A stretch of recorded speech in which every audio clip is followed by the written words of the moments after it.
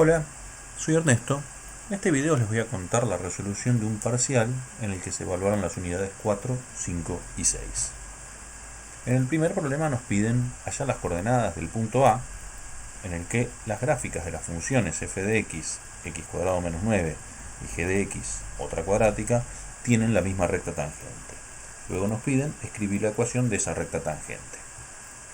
Este punto A debería ser un punto que pertenece a los gráficos de las dos funciones. Además, en ese punto A, la pendiente de la recta tangente debería ser la misma para ambas funciones, porque se trata de la misma recta tangente, por ende debería tener la misma pendiente. Podemos igualar las funciones para obtener el punto A, donde se cruzan las dos funciones, debería ser un punto compartido, o bien igualar las derivadas y ver algún x en el cual la pendiente de la recta tangente sea la misma. Igualemos las funciones a ver qué obtenemos. Igualamos las dos funciones, agrupamos todo en el miembro de la izquierda, agrupamos términos, nos queda una ecuación cuadrática igualada a 0, esto se resuelve con la fórmula resolvente de cuadráticas, la aplicamos y obtenemos un único valor, puesto que dentro de la raíz nos queda 0, 16 menos 16, por lo tanto más 0 y menos 0 va a dar el mismo resultado, por lo cual x es único. Es decir, que hay un solo punto en el cual estas dos funciones, los gráficos de estas dos funciones se están cruzando. ¿Cuál es la y de ese punto? Podemos reemplazar en cualquiera de las dos funciones, por ejemplo en f, obtenemos menos 8, si hubiéramos reemplazado en g, nos da menos 1 al cuadrado más 4 menos 11, que también es menos 8. O sea que el punto buscado es el punto 1 menos 8. Si hubiéramos comenzado igualando las derivadas, para esto calculamos las dos derivadas, la de f es 2x, la derivada de g es menos 2x más 4, agrupamos los miembros lineales, los términos lineales en el miembro izquierdo, obtenemos que 4x es igual a 4, de aquí se despeja fácilmente que x es igual a 1, nuevamente calculamos los valores de y igual que antes y obtenemos que el punto buscado es el punto 1 menos 8. Cualquiera de los dos métodos nos hubiera conducido a la misma respuesta. Ahora, queremos escribir la ecuación de esa recta tangente. Para esto utilizamos la derivada para calcular la pendiente. La derivada dijimos que era 2x en el caso de f, menos 2x más 4 en el caso de g. Evaluamos la derivada en el valor 1. Podemos evaluar en cualquiera de las dos, nos debería dar el mismo resultado. En efecto, da 2 en cualquiera de ambas. La ecuación de la recta tangente va a ser y menos el valor de la función, que es menos 8, igual a el valor de la pendiente, que es 2, por x menos el valor de x sub 0, o sea, de x del punto, que es 1. Suprimimos paréntesis, distribuimos, nos queda y más 8 igual 2x menos 2, pasamos el 8 al otro miembro y nos queda que la ecuación de la recta es y igual 2x menos 10. En un gráfico la situación es la siguiente, tenemos estas dos parábolas que se cruzan en ese único punto y además la tangente es la misma para las dos rectas en ese punto de coordenadas 1, menos 8. Pasemos al siguiente. Considera un prisma recto de base cuadrada de lado x, de altura y, del cual se sabe que su volumen es 8 metros cúbicos. Calcula, mediante derivadas, las dimensiones x e y del prisma de modo que el área total de su superficie sea mínima. Nos conviene hacer un esquema. Este es un prisma recto de base cuadrada. Los lados de la base son x, porque es un cuadrado, y la altura es y. La función objetivo es el área de la superficie. ¿Qué vendría a ser el área de la superficie? La suma de las áreas de sus 6 caras. Es decir, si fuera un regalo que queremos envolver, estamos viendo cuál es la superficie del papel que envuelve este prisma. El área es entonces x cuadrado más x cuadrado más xy más xy más xy más xy. La cara superior y la base son dos cuadrados de x por x, o sea que tienen área x cuadrado, tanto la base como la cara superior. Y las 4 caras laterales, que son rectángulos, tienen área base por altura, es decir, x por y. Podemos agrupar y nos queda 2x cuadrado más 4x por y. Observemos que las unidades de x y de y son metros, en cambio las unidades del área son metros cuadrados, porque son objetos de naturaleza distinta. O sea, no son lo mismo longitudes lineales que áreas cuya medida es cuadrática. Ahora, esta fórmula tiene dos variables, de modo que no sabemos cómo trabajar con ella. Necesitamos plantear una condición de vínculo que nos relacione las variables x e y. Sabemos que el volumen de este prisma es 8 metros cúbicos. El volumen se calcula multiplicando las tres longitudes del prisma. Ancho por fondo por altura, x por y. Es decir, x cuadrado por y tiene que ser 8. De aquí deducimos que y tiene que ser igual a 8 dividido x cuadrado. Esta es nuestra condición de vínculo. Reemplazamos donde está la y en la función. Podemos cancelar una de las x multiplicando con una de las x que está elevada al cuadrado. Y 4 por 8 es 32. Nos queda esta función. Esta función tiene una sola variable. Podemos escribir a en función de x. Áreas en función de x. Bien, necesitamos derivarla para hallar el mínimo de esta función. Para eso nos conviene escribir, en lugar de 32 sobre x, 32 por x a la menos 1, para aplicar reglas de derivación más sencillamente. Derivamos, esto nos da 2 por 2 por x, más 32 por menos 1 por x a la menos 2. Entonces da igual a esto, o bien 32 sobre x al cuadrado. Igualamos a 0 para buscar puntos críticos de esta función. Pasamos el miembro 32 sobre x cuadrado sumando. Pasamos x cuadrado multiplicando, nos queda x cubo. El 4 pasa dividiendo, nos queda que x cubo debe ser 8. El único número que elevado al cubo da 8 es 2. Tenemos un único punto crítico. No sabemos aún si allí se alcanza máximo o mínimo, o quizás ninguna de estas dos opciones. Para esto vamos a usar el criterio de la segunda derivada. Tenemos nuestra derivada, la volvemos a derivar, nos da 4 más 64 por x a la menos 3, y la evaluamos en nuestro punto crítico, en 2. Esto da como resultado 12. 2 a la menos 3 es 1/8, 64 dividido 8 es 8, más 4 es 12. La segunda derivada nos dio positiva en un punto crítico. En conclusión, la función alcanza allí un mínimo. Ahora nos pedían las dimensiones x e y. Tenemos la x, ¿cuánto vale y? Y bueno, tenemos que reemplazar el valor 2 en alguna fórmula que nos permita calcular y. Nuestra condición de vínculo. 8 dividido 4 es 2. Por ende, nuestro prisma medía 2 por 2 por 2 de altura, o sea que en realidad era un cubo. El prisma que minimiza el área es un cubo de 2 metros de lado. El área de la superficie de este cubo son 6 caras, todas son cuadrados, cada cuadrado tiene 2 por 2, 4 metros cuadrados, 6 por 4, 24 metros cuadrados. Vamos con el tercer problema. Considera la siguiente función, f de x igual a por x al cuadrado, calcula el valor real de a menor a 0, es decir, negativo, sabiendo que el área de la región comprendida entre el gráfico de f y la recta y igual 15 en el intervalo entre 0 y 6 es 378. Hagamos un gráfico para entender la situación. Tenemos la recta horizontal igual 15 y en nuestro intervalo de análisis es entre 0 y 6, marcado allí con líneas punteadas. Ahora, f de x es una cuadrática cuyo valor de a es negativo y con vértice en el 0, 0 independientemente de quién sea el valor de a. Quizás tiene esta forma, quizás tiene una curvatura menos pronunciada, no sabemos cuán abierta es la parábola, o quizás aún menos pronunciada. Lo importante es que cualquiera sea el caso, el área va a ser, la región va a ser de esta forma. El área de esta región es 378. Así que, si planteamos la integral de la que nos calcula el área, eso debe dar 378. La integral es una integral que va entre 0 y 6 de la función que está arriba, que es 15, menos la función que está abajo, que es a por x al cuadrado.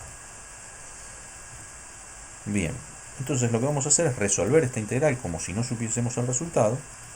Calculamos una primitiva, 15x menos ax cubo sobre 3, a evaluar en 6 en 0 y restar. Evaluamos en 6, evaluamos en 0, restamos.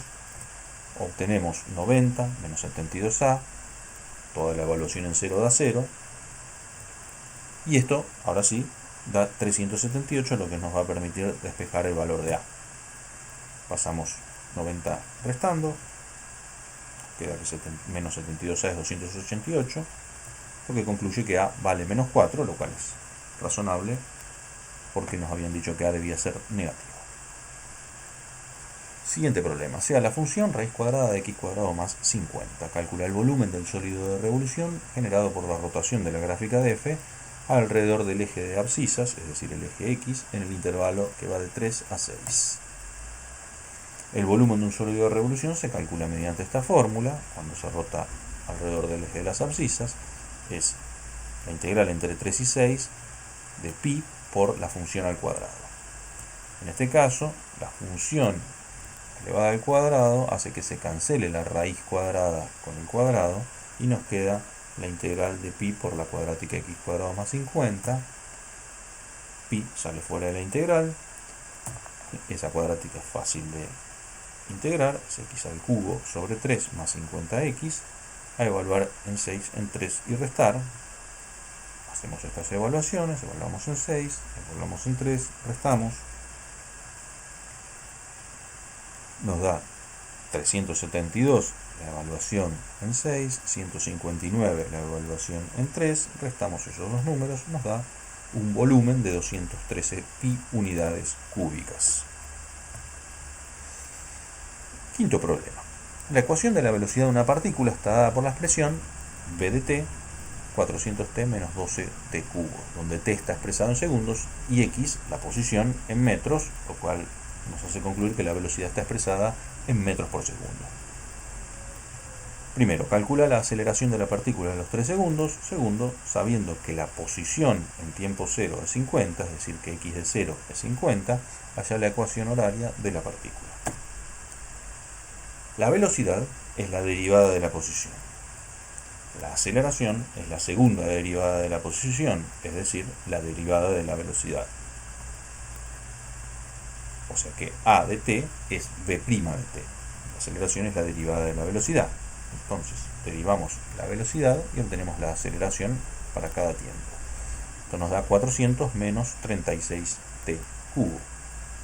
Evaluamos en 3, porque nos piden saber la aceleración a los 3 segundos, y obtenemos 76. ¿76 qué? 76 metros por segundo por cada segundo. O sea, la velocidad está variando 76 metros por segundo por cada segundo que pasa en los 3 segundos. Eso se expresa 76 metros por segundo al cuadrado. Donde por significa sobre, ¿no? Por cada. Bien, ahora necesitamos obtener la ecuación horaria, es decir, la función posición. La velocidad es la derivada de la posición. Es decir, que si integramos la velocidad vamos a obtener la posición. Planteamos la integral indefinida de la velocidad, 400t menos 12t cubo.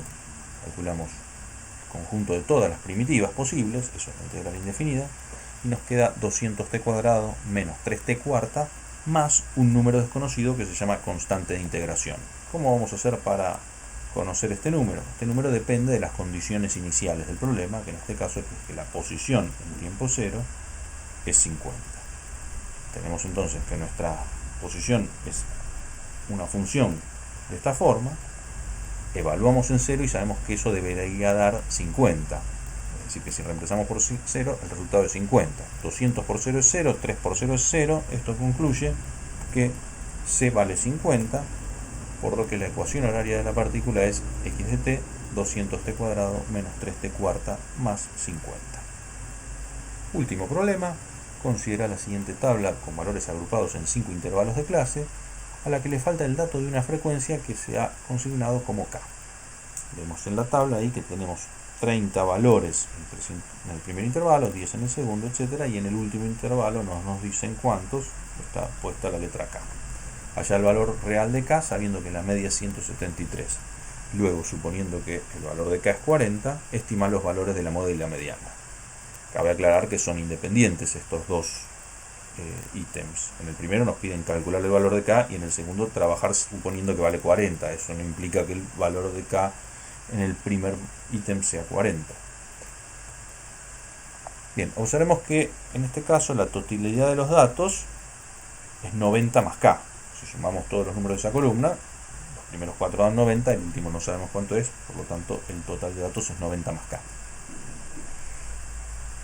Vamos a hacer una segunda columna con las marcas de clase, es decir, el valor central de cada intervalo, 165, 55, 165, etc. Y aquí vamos a poner los resultados de las multiplicaciones. 155 por 30, 10 por 165, 20 por 175, etc. En el último lugar tenemos k veces 195 porque no sabemos el valor de k. La suma de todas las alturas de toda esta población, si sumamos todos esos resultados, es 15.350 más k veces 195. Aquí, ¿qué hicimos? Consideramos que las 30 alturas en el intervalo 150-160 son todas alturas de 155. Las 10 alturas del segundo intervalo son todas alturas de 165, etc. Bien. Ahora, la media se calcula sumando todas las alturas y dividiendo por la población. Como la media es 173, eso debe ser igual a la suma de todas las alturas, que es 15.350 más k por 195, dividido el total de la población, que es 90 más k. De aquí vamos a despejar el valor de k. Pasamos multiplicando 90 más k, distribuimos, agrupamos, y nos queda que 220 es igual a 22 por k, aquí se despeja fácilmente, que k es igual a 10. Vamos con el segundo ítem. Suponiendo que el valor de k es 40, estimar los valores de la moda y la mediana. Entonces ahora, esto es independiente del otro ítem, como dijimos, el último valor es 40. Entonces, hacemos un histograma con las alturas correspondientes a las frecuencias. El intervalo modal es el último porque es el de mayor altura, es decir, entre 190 y 200 va a estar nuestra moda. ¿Cómo estimamos la moda? Trazamos dos segmentos desde las alturas hasta las bases correspondientes a los siguientes intervalos. Como el siguiente intervalo es vacío, vamos a trazar la diagonal hasta altura 0. La otra va desde 30 hasta el punto 240. Buscamos la intersección y tenemos una estimación de la moda aproximadamente 192. Vamos a calcular ahora, a estimar ahora la mediana. Para esto necesitamos la lista de frecuencias acumuladas. En el primer intervalo se acumularon 30, luego se sumaron 10, es decir que se acumularon 40, luego 20 más, 60, luego 30 más, 90, luego 40 más, 130, lo que nos dice que la población total es de 130. Graficamos esto, el histograma de frecuencias acumuladas, por supuesto es creciente, porque se van acumulando. Trazamos la poligonal, y lo que vamos a hacer ahora es trazar una línea horizontal a la altura correspondiente a la mitad de la población. Como la población es 130, la mitad de la población es 65. Trazamos una línea horizontal en 65. Buscamos la intersección con la poligonal y tenemos una estimación de la mediana aproximadamente 182. ¿Cómo se interpretaba la mediana? Esto nos dice que el 50% de los datos son menores que 182 y el otro 50% son mayores que 182. De allí la necesidad de considerar el valor central de la población, el número 65. Bueno, espero haber sido claro en todas las ideas y nos veremos en un próximo video.